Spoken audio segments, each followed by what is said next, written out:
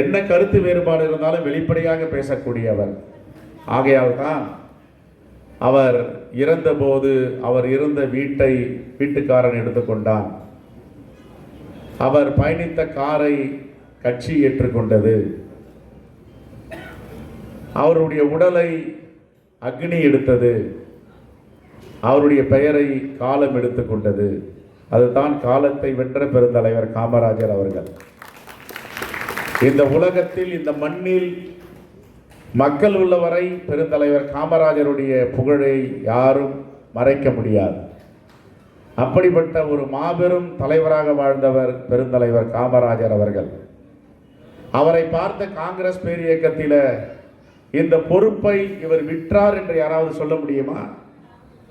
இந்த பதவிக்கு ஏதாவது பெற்றுக்கொண்டு அதை செய்தார் என்று யாராவது சொல்ல முடியுமா? முதலமைச்சராக இருந்தார். 1940 காங்கிரஸ் பேரியக்கத்தின் தலைவராக அவருடைய பெயர் முன்மொழியப்படுகிறது. சி சுப்பிரமணியம் அவர்களை, சுப்பையன் அவர்களை அவருக்கு எதிராக நிறுத்துகிறார்கள்.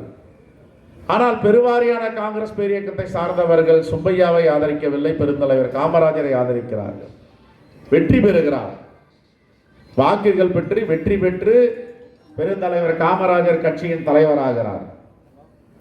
அதே போன்று முதலமைச்சராக ஆவதற்கும் அவரா சி சுப்பிரமணியமா என்று ஒரு பிரச்சனை வரும் பொழுது, தேர்தல் வரும் பொழுது அன்னை இந்திரா காந்தி அவர்கள் பார்வையாளராக வந்தார்னு சில குறிப்புகள் இருக்கின்றன. ஆனால் அப்பொழுது பெருவாரியான சட்டமன்ற உறுப்பினர்கள் பெருந்தலைவர் முதலமைச்சராக வர வேண்டும் என்று வாக்களித்து அவர் வெற்றி பெற வைத்திருக்கிறார்கள். அதற்கு பிறகு 9.5 ஆண்டுகளுக்கு பிறகு அகில இந்திய காங்கிரஸ் கமிட்டி தலைவர். எப்படி இவர் இவ்வளவு தூரம் கடக்க முடிந்தது? கருத்து வேறுபாடுகள் கட்சிக்குள் வருவது சகஜம். ஒரு உடல் இருக்கிறது இருந்தால் உடலிலே ஜலதோஷம் இருக்கும், ஜுரம் இருக்கும், சளி இருக்கும், சூடும் இருக்கும். ஆனால் அது நாகரிகமாக மக்கள் ஏற்றுக்கொள்ளுகின்ற, வரலாறு ஏற்றுக்கொண்டுகின்ற கருத்து வேறுபாடாக இருக்க வேண்டும். ஆனால் என்ன கருத்து வேறுபாடுகள் இருந்தாலும் பெருந்தலைவர் காமராஜரை யாரையாவது கை நீட்டி இவர் இந்த தவறை செய்தார் என்று ஒருவராலும் சொல்ல முடியுமா? அந்த யோகியர்கள் இந்த தேசத்தில் இருக்கிறார்களா?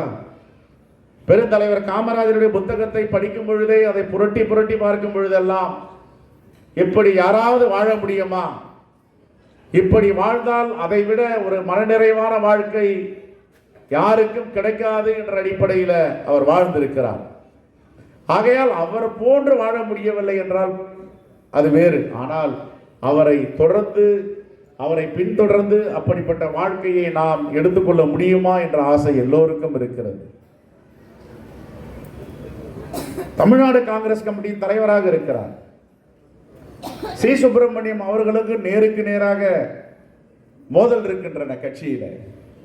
ஆனால் அமைச்சரவையை விரிவாக்கம் செய்யும் போது, முதலமைச்சராக அவர் பதவி ஏற்கும் பொழுதெல்லாம் அவர் என்ன பொறுப்பு வேண்டும் என்று கேட்கிறார் என்ற ஜனநாயகம் எங்க இருக்கும்? ஒருவரை வரை வீழ்த்தலாம், ஒருவரை வரை எப்படி தாக்கி பேசலாம், வாய்ப்பு கிடைக்கும் போதெல்லாம் எப்படி கால வரலாம் என்ற அரசியல் இந்த தேசத்தில் இருக்கும் பொழுது, ஆனால் எதிரும் புதிரமாக இருந்த சி சுப்பிரமணியம் பெருந்தலைவர் காமராஜர் அவர்களும் நீங்கள் எந்த இலாக்காவை எடுத்துக்கொள்கிறீர்களோ எடுத்துக்கொள்ளுங்கள் என்று ஒரு பெருந்தலைவர் சொல்லுகிறார் என்றால் எவ்வளவு பெரிய தலைவர், எவ்வளவு பெரிய தேச பிதா அவர்கள். அப்படிப்பட்ட ஒரு மாபெரும் தலைவரை தான் எல்லாம் கருப்பு காந்தி என்று அழைக்க ஆரம்பித்தார்கள்.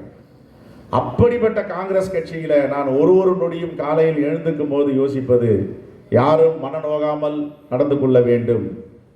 எந்த காலத்திலும் ஒரு நாள் தலைவராக இருந்தால் கூட இந்த கட்சியில இவன் யோகியனாக இருந்து போனான், இந்த பொறுப்பை விற்கவில்லை, அந்த பொறுப்பை விற்கவில்லை, தேர்தலில் டிக்கெட்டை விற்கவில்லை என்ற அவப்பெயர் இல்லாமல் பெருந்தலைவர் காமராஜருடைய பெயரை நாம் எடுக்க வேண்டும்.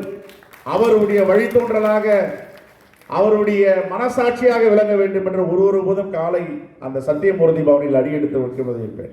நமக்கென்று யாரும் விரோதிகள் இல்லை, ஆனால் துரோகிகள் இருக்கிறார்கள். அதுதான் ஆர்எஸ்எஸ் உடைய சித்தாந்தம். ஆர்எஸ்எஸ் உடைய சித்தாந்தம் என்றால் ஆர்எஸ்எஸ் மட்டும் கிடையாது. ஆர்எஸ்எஸ் இருப்பவன் தான் அந்த சித்தாந்தத்தில் வாழ்கிறான். வேறு கட்சியில் உள்ளவன் அந்த சித்தாந்தத்தில் இல்லை என்று நான் தப்பு கணக்கு போட முடியாது. ஒரு பேச்சிலும் ஒரு வார்த்தையிலும் ஆர்எஸ்எஸ் சித்தாந்தம் தன்னை மீறி வெளியில வந்து விழும். நம்முடைய பொறுப்பாளர் கூட்டத்தில் தான் சொல்வேன், நமக்கு பெருந்தலைவர் காமராஜருடைய ஒரு சாட்சி யாரும் இருக்க முடியாது.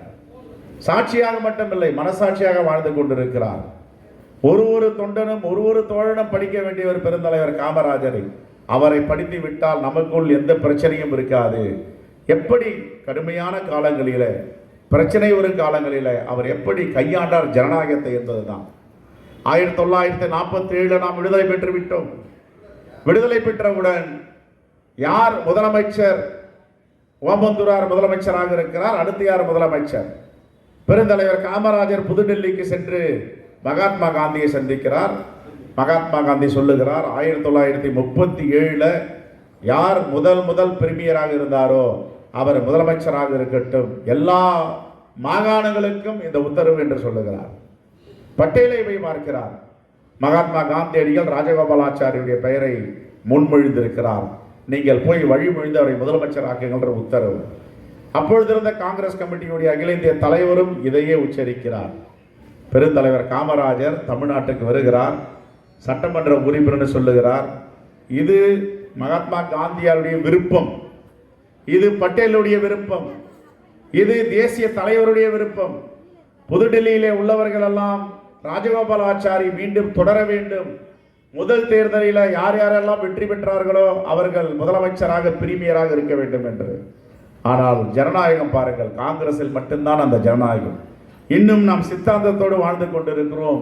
நான் காங்கிரஸ்காரன் என்பதில் பெருமை அடைகிறோம் என்றால் பெருந்தலைவர் காமராஜர் சொன்னார், டெல்லியில் உள்ள தலைவர்கள் எல்லாம் ராஜகோபாலாச்சாரி முதலமைச்சராக வர வேண்டும் என்று விரும்புகிறார்கள்.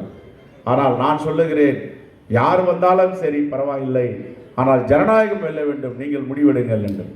ஆனால் அந்த முடிவு எப்படி ஏற்பட்டது? ராஜகோபாலாச்சாரியால் முதலமைச்சராக வர முடியவில்லை. இது யாருடைய விருப்பம்? டெல்லி தலைவருடைய விருப்பம். ஆனால் ஜனநாயகம் எங்கே வென்றது காங்கிரஸில் அப்படின்றால், பெருந்தலைவர் காமராஜருடைய தலைமையில் அங்கே பிரகாசம் என்பவரை, ஆந்திர கேசரி பிரகாசத்தை எல்லோரும் வாக்களித்து தேர்ந்தெடுக்கிறார்கள். இது எப்படி சாத்தியம்?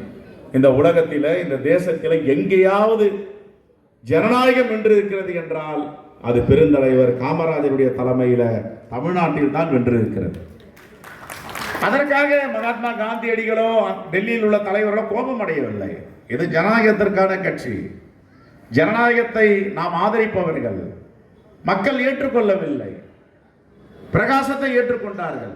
அவர் முதலமைச்சராக இருப்பதில் எங்களுக்கு எந்தவித தயக்கமும் இல்லை என்று கட்சி பணியை அன்றிலிருந்து தொடங்க ஆரம்பித்தார்கள். எதற்காக அதை குறிப்பிடுகிறேன் என்றால், ஜனநாயகம் வாழ்ந்தது, பேச்சுரிமை இருந்தது, கருத்துரிமை இருந்தது, எல்லா உரிமைகளும் இருந்தது. அப்பொழுது அவர்கள் சொன்னார்கள் என்று இவர்கள் நிறைவேற்றவில்லை, அதை நிறைவேற்றவில்லை என்று இவர்களை யாரும் தண்டிக்கவில்லை, தவறாக பேசவில்லை. அதுதான் காங்கிரஸ் பேரியக்கம். இந்த சித்தாந்தமும் இந்த கொள்கையும் இந்த கோட்பாடும் உலகத்தில் எந்த கட்சியில் இருக்கிறது? காங்கிரஸ் பேரியக்கத்தில் மட்டும்தான் இருக்கிறது. நாம் பெருந்தலைவர் என்று சொல்லுகிறோம். எதற்காக பெருந்தலைவரை பற்றி பேசுகிறோம்? ஆட்சியை ஒப்பிட்டு பேசுகிறோம். எதற்காக பேசுகிறோம்? பெருந்தலைவர் காமராஜருடைய ஆட்சி காலம் என்பது பொற்காலம். அதைத்தான் முத்தமிழர் கலைஞர் சொன்னார், என்னுடைய ஆட்சியும் பெருந்தலைவர் காமராஜருடைய ஆட்சி தான் என்று. அது என்று மாற்று கருத்தும் யாருக்கும் இருக்க முடியாது. யாரெல்லாம் தமிழ்நாட்டில் நல்லாட்சி செய்கிறார்களோ, மக்களை அரவணைக்கிறார்களோ, அந்த ஆட்சியெல்லாம் பெருந்தலைவர் காமராஜர் ஆட்சி என்பதில் எங்களுக்கு மாற்று கருத்தே கிடையாது. ஆனால் பத்திரிகைகள் சித்தரித்தும் அதை தவறாக எழுதுகிறார்கள், அதுக்கு நான் பொறுப்பு கிடையாது, அதை பற்றி கவலைப்படுவதே கிடையாது. ஆனால் ஒருவர் காங்கிரஸ் தொண்டனும் என்ன நினைக்கிறார்? கட்சியை பலப்படுத்த வேண்டும், கட்டமைப்பை வலிமைப்படுத்த வேண்டும். 99 பாராளுமன்ற உறுப்பினர்களை பெற்றிருக்கிறோமே, இது போதமா என்ற போராட்டத்திலாம் கேள்வி கேட்கிறார்கள். இந்த தேசம் முழுவதும் 99 2 பேர் சேர்ந்திருக்கிறார்கள். ஆகவே எல்லோருக்கும் கட்சியை பலப்படுத்த வேண்டும், வலிமைப்படுத்த வேண்டும், தோழர்களும் தொண்டர்களும் நினைக்கிறார்கள். அதை நாமும் நினைக்க வேண்டும், நாமும் அவர்களை ஊக்கப்படுத்த வேண்டும். அப்படி என்றால் நம்முடைய இந்தியா கூட்டணி வலிமை பெறும். இந்தியா கூட்டணியுடைய தலைவர்கள் என்ன நினைப்பார்கள்? பாஜக வளர்ந்தால் மகிழ்ச்சி அடைவார்களா? காங்கிரஸ் பேரியக்கம் வளர்ந்தால் மகிழ்ச்சி அடைவார்களா? பாட்டாளி மக்கள் கட்சி